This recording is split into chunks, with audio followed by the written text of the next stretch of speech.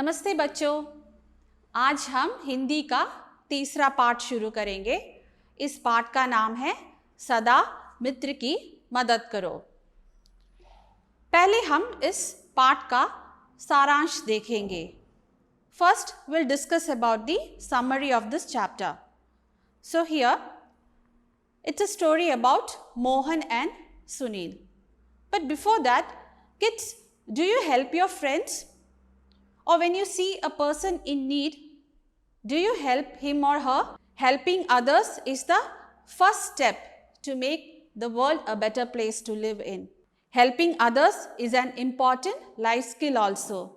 So when you help others, others will also help you. Like when you share your things with your friends, they also share their things with you, isn't it? So this is also about sharing and helping. So we'll start with the summary. Mohan was an intelligent and a rich boy. He was very proud of his wealth and he never shared his things with other kids. Now one day, a new boy named Sunil came to the same class. Mohan's teacher asked Mohan to help Sunil with the lessons. But Mohan refused to do so. Now one day just before the exam, Mohan fell sick and nobody was ready to help Mohan with the lessons. But Sunil was a good-natured boy.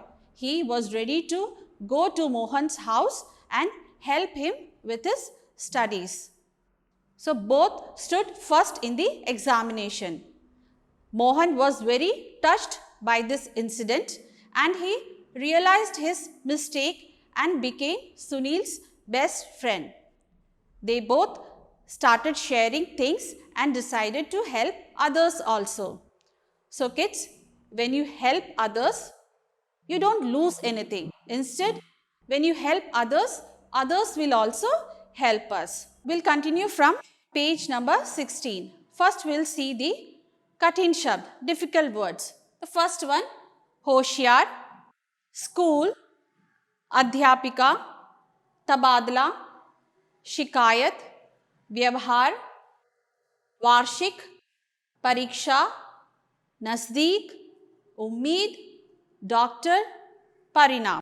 Now we'll start reading this chapter. You have to read this chapter along with me. The first line is, Mohan अमीर घर का बहुत होशियार लड़का था. वह शहर के अच्छे स्कूल में पढ़ता था. उसे अपनी अमीरी पर बहुत घमंड था, इसलिए वह किसी से भी अपनी चीज़ें बांटना पसंद नहीं करता था. एक दिन अध्यापिका एक नए छात्र सुनील को लेकर कक्षा में आई. सुनील के पिताजी का तबादला इसी शहर में हुआ था. तबादला मीन्स ट्रांसफर. अध्यापिका मोहन को उसकी मदद करने के लिए कहकर कक्षा से चली गई. मोहन ने सुनील को कक्षा में कराया गया कार्य बताने से मना कर दिया. सुनील ने अध्यापिका से मोहन की शिकायत नहीं की. उसने जल्द ही अपने अच्छे व्यवहार से कक्षा के सभी छात्रों को अपना मित्र बना लिया.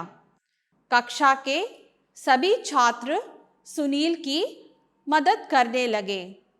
कोई भी छात्र मोहन से ज़्यादा बात करना पसंद नहीं करता था. वार्षिक एनुअल एग्जाम परीक्षा. वार्षिक परीक्षा नज़दीक था. सभी बच्चे परीक्षा की तैयारी में लगे हुए थे. उन्हें उम्मीद थी कि हमेशा की तरह मोहन ही कक्षा में प्रथम आएगा. लेकिन यह क्या, परीक्षा से कुछ दिन पहले ही मोहन बीमार पड़ गया. उसे तेज बुखार हुआ और डॉक्टर ने उसे आराम करने के लिए कह दिया. Next paragraph.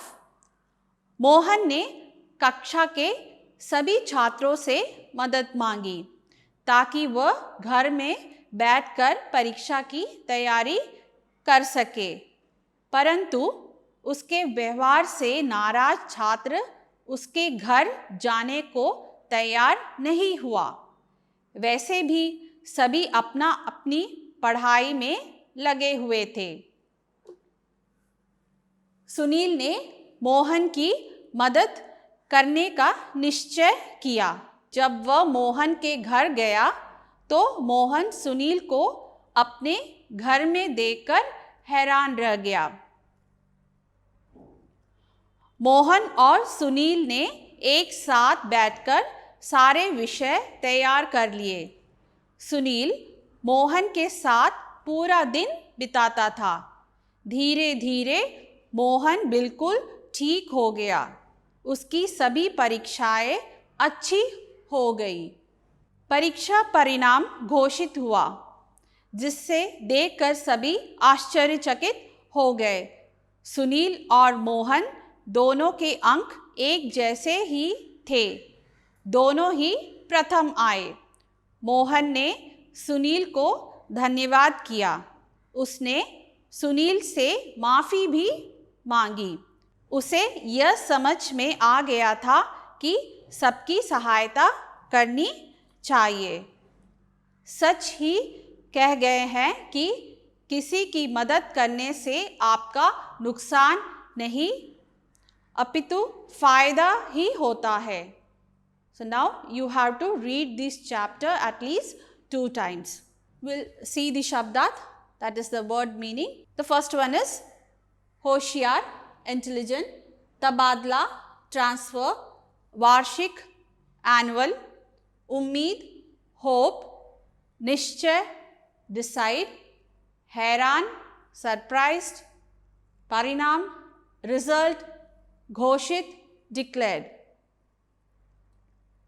Then we have पार्यायवाची शब्द. मित्र means friend.